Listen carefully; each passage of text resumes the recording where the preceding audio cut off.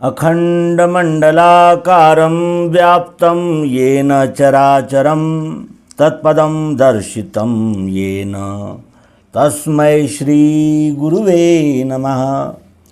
अज्ञानान्धस्य लोकस्य ज्ञानाञ्जनशलाकया चक्षुरुन्मीलितं येन तस्मै श्री गुरुवे नमः। अध्यात्म विश्व विज्ञान यूट्यूब चैनल पर उपस्थित अपने अध्यात्म प्रेमी भाई बहनों का हार्दिक स्वागत समादर करते हुए अत्यंत प्रसन्नता हो रही है।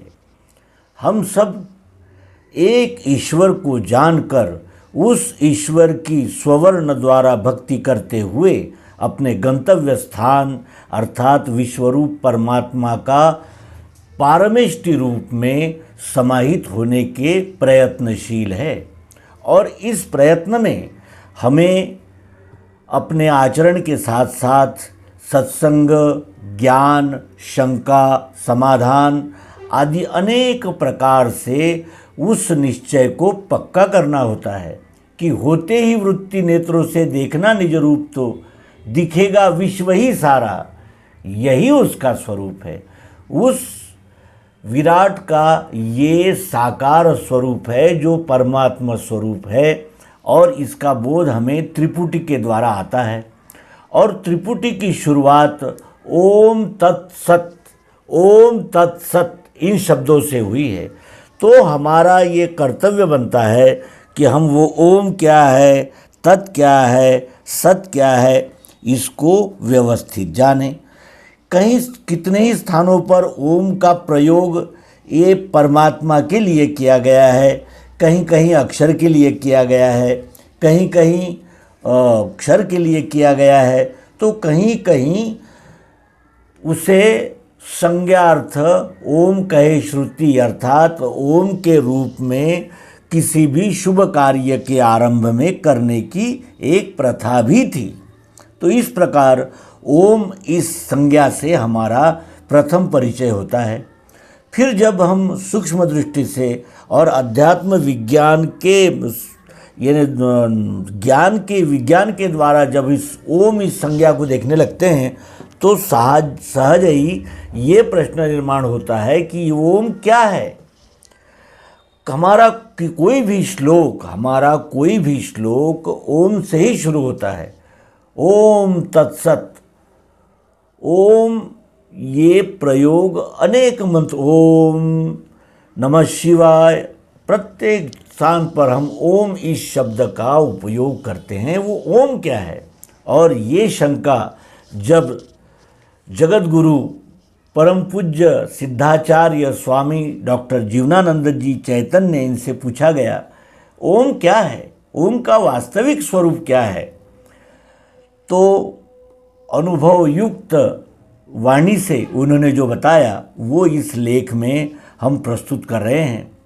वाणी स्वामी श्री जीवनानंद जी चैतन्य महाराज की है, जो हमारे आध्यात्म विज्ञान के महान मार्गदर्शक और महान जिसे कहते हैं प्रेरणा स्थान रहे हैं। ओम इति ब्रह्म, ओम इति सर्वम, ओम ही ब्रह्म है, ओम ही यह संपूर्ण जगत है। इस तैत्तिरीय उपनिषद के पहले अध्याय के 8वें वाक्य की प्रत्यक्ष वस्तु दर्शन बोध सत्यता की ओर देखें तो यह संपूर्ण चराचर जगत ओम का स्वरूप ही चार खानी की 84 लाख योनियों के स्वरूप में दिखता है। बीजम माम सर्वभूतानां विद्धि पार्थ सनातनम, बीजम माम सर्वभूतानां विद्धि पार्थ सनातनम। अध्याय 7 श्लोक 10। यच्चामि सर्वभूतानां बीजम तदहम अर्जुन, न तदस्ति बिना यस्यान्मया भूत चराचरम। गीता अध्याय 10 श्लोक 39। संपूर्ण चराचर भूत का उद्भव करने वाला आदि कारण बीज मैं ही हूँ। यत् किंचित अन्य कोई भी चराचर सृष्टि में मेरे परमात्मा ब्रह्म के बिना नहीं है।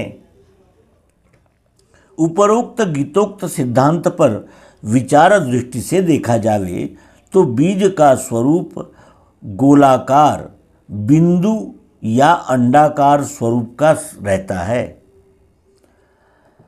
बीज का स्वरूप गोलाकार, बिंदु या अंडाकार स्वरूप के समान रहता है।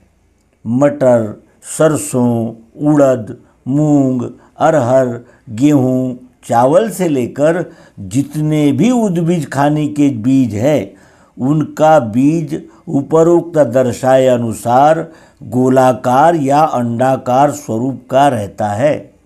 बीज मीन्स सीड। बीज का भूमि में बोने के बाद अंकुरित प्रथम स्वरूप उगते या उद्भव होते समय प्राकृतिक ही रहता है, जो अधामूलम ऊर्ध्वम शाखा के रूप में रहता है। परंतु उसे बाएं ओर घुमाकर देखा जाए तो ओम इस प्रकार प्राकृतिक स्वरूप में ही दिखता है। इस उद्भिज जानी खाने के जीवों में भोजन अर्थात पोषण नीचे से ऊपर की ओर जाता है। उद्भिज खाने के जीवों में भोजन अर्थात पोषण नीचे से ऊपर को जाता है। इसके पश्चात दूसरी योनि स्वेदज है। इनमें भी मेंढक, मछली आदि सभी जीवों के बीज अंडाकार अर्थात गोलाकार रहते हैं। इस बीज के गर्भ में उसी बीज का जीव अव्यक्त रूप में रहता है। स्थूलता प्राप्त करते समय अपने अपने योनि के जीव का स्वरूप आकार धारण करता है। यह समानांतर स्वरूप में ओम का ही स्वरूप है। स्वेदज में उद्भिज की अपेक्षा उत्क्रांति में आगे बढ़ा होने से नीचे से ऊपर की ओर पोषण न जाकर समानांतर रूप से पोषण जाता है। तीसरी खानी अंडज है। इस खानी में अंडा एग का स्वरूप रहता है। अंडा से पक्षी, चिड़िया, मुर्गी, कबूतर, मोर आदि उद्भव होते पर पक्षी का स्वरूप प्रगटता है। इस खानी में भोजन कुछ ऊपर से नीचे की ओर पोषण हेतु जाता है। इसके बाद चौथी खानी जारज अर्थात पिंडज है। इसमें सर्वश्रेष्ठ योनि मनुष्य है, जिसका बीज अंडाकार अर्थात गोलाकार इस स्वरूप में रहता है तथा स्थूल व्यक्त स्वरूप मानव है। इसमें पूरा एक परिभ्रमण चक्र हो जाने से ऊर्ध्वम मूलम अधः शाखा का स्वरूप प्राकृतिक रूप से स्पष्ट हो जाता है। अर्थात पोषण ऊपर से नीचे की ओर आता है। नीचे ऊपर आड़ा तिरछा परिभ्रमण चक्र में चारों खानियों की चराचर सृष्टि में जीव घूमने पर भी ओम का ही स्वरूप अव्यक्त से व्यक्त होते समय रहता है। मानव शरीर का स्वरूप पूर्ण उत्क्रांति में पहुंचा है। अब इसमें कमर के नीचे के भाग को अधोभाग कहते हैं। अधोभाग से अ अक्षर, उभयस्थ भाग उदर भाग से उ अक्षर और मस्तिष्क भाग से म अक्षर लेने से अ अधिक उ अधिक म बरोबर ओम। ओम यह संयुक्त उच्चारण हो जाता है। ओम औम यह तीनों अक्षर आधे लेने से ओम इस प्रकार भी लिखा जाता है। विचिंतयेत ओंकार मात्र सचराचरम जगत। अध्यात्म रामायण। ओम इत्येतमिदं सर्वं तस्सोपवाख्यान भूतं भवद् भविष्यत्येदिति सर्वं ओंकार एव यच्चान्यत्रिकालातीतं तदप ओंकार एव सर्वं हेतवद् ब्रह्म अयमात्मा ब्रह्म। मांडुक्योपनिषद अध्याय 1 श्लोक 2। यह सब परमात्मा रूप है। भूत, वर्तमान, भविष्य सर्व परमात्मा रूप है। त्रिकालातीत और जो कुछ है वह सर्व परमात्मा रूप है। यह संपूर्ण चराचर जगत ओम अर्थात परमात्मा ब्रह्म का स्वरूप है। बौद्ध प्रचारक भी ओम मणिपद में हूँ, ओम नामक शिरोमणि पद में हूँ अर्थात विश्वरूप हूँ, अर्थात हूँ, यह ओम नाम से निरूपण करते हैं। ओंकार सतनाम कर्ता पुरुष, निर्भय निर्वैर, अकाल मूर्ति, अजूनी सेभन, गुरु प्रसादी। जपू जी साहब, ओंकार यह कर्ता पुरुष परमात्मा का नाम है। यही अजन्मा स्वयंभू कर्ता पुरुष अद्वैत रूपी रहने से निर्भय निर्वैर है। गुरु प्रसाद से यह ज्ञान हुआ है। सभी मानव जगत में ओम इस परमात्मा के सर्वश्रेष्ठ नाम को माना है। विश्वरूप की चारों खानियों की चराचर सृष्टि अव्यक्त से व्यक्त होते समय सर्वप्रथम ओम का ही स्वरूप धारण प्राकृतिक रूप से करती है। पृथ्वी ग्रह के हर एक शरीरधारी जीव ओम का स्वरूप स्वाभाविक धारण करते हैं।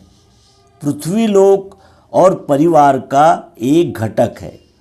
पृथ्वीलोक सौर परिवार का एक घटक है। संपूर्ण सौर परिवार के समस्त ग्रह सदस्य ओम आकार में ही अपने परिभ्रमण कक्ष में चलते हैं। ओम इत्येक्षम ध्यायते आत्मानं स्वस्थितं पाराय तमसा परस्तात्। ओम वाच्य यह कहते हुए आत्मा का ध्यान करना, यह समस्त कल्याणों का देने वाला तथा अज्ञान के परे है। देखी हुई वस्तु के स्थायी स्मरण को ध्यान कहते हैं। वस्तु का दर्शन बोध होने पर ही ध्यान होता है, बिना देखे नहीं। देखने जानने की एकमात्र विधि गीता के 11वें अध्याय के 7वें श्लोक के अनुसार दिव्य दृष्टि है। पितामहस्य जगतो माता धाता पितामहा, वैद्यम पवित्रमोंकार ऋगसाम यजुरेव च। गीता अध्याय 9 श्लोक 17। ओम इत्येकाक्षरं ब्रह्म व्याहरन् मामनुस्मरन्। गीता अध्याय 8 श्लोक 19। ओम तत्सदिति निर्देशो ब्रह्मस्त्रिविधा स्मृता। गीता अध्याय 17 श्लोक 23। उपरोक्त वेद, उपनिषद, गीता, अध्यात्म रामायण आदि सभी प्रमाणों से ओम ही विश्वरूप ब्रह्म का नाम है। ओम इत्येकाक्षरं ब्रह्म विश्वरूप विलक्षणम साकारम च निराकारम अद्वितीय परात्परम इति। जीवनानंद चैतन्य, संचालक, विज्ञानशाला, ओंकारेश्वर। तो मित्रों, अध्यात्म विश्व विज्ञान ये आपका मंच है। ये जीवन को तरण तारण करने वाली विद्या अध्यात्म विज्ञान का प्रचार करने वाला यूट्यूब चैनल है। हम इसी प्रकार ज्ञानवर्धक और विज्ञान को प्राप्त करने में तथा निधिध्यासन के साथ साथ अपना परम उद्धार आत्मोन्नति करने की दिशा में हम सहयोग और प्रस्तुति के पथ पर सदैव इसी तरह आपकी सेवा में लगे रहेंगे। आप सबका आशीर्वाद, प्रेरणा और प्रोत्साहन हमें प्राप्त होता रहेगा। इसी विश्वास के साथ इस अंक को विराम देते हैं और इस अंक में हमने परम पूज्य डॉक्टर स्वामी श्री जीवनानंद जी चैतन्य इनसे ओम संज्ञा का यथार्थ स्पष्टीकरण सुना। उसे हम पुनः सुनेंगे। चिंतन मनन के द्वारा, निधिध्यासन के द्वारा हम ओम इस संज्ञा को अगर यथार्थ जान गए तो फिर विश्वरूप परमात्मा का ध्यान करने में हमें और सहयोग मिलेगा। इसी निश्चय के साथ और आप सबके ऋण को व्यक्त करते हुए यहाँ इस अंक को विराम करते हैं। नर्मदे।